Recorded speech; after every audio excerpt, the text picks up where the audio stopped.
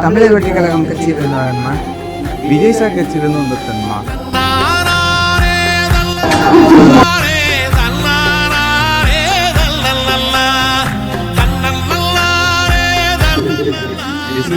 கண்டிப்பாக 2500 கொடுக்குறாங்க. ஒவ்வொரு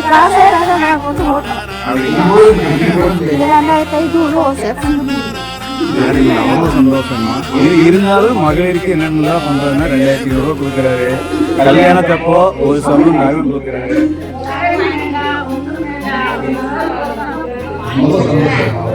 எத்தனை சாமி வந்ததையா, இது எந்தெந்த சாமி தந்ததையா, எத்தனை பாட்ட சொன்னதையா, அதை சுத்துற பூமி கண்டதையா.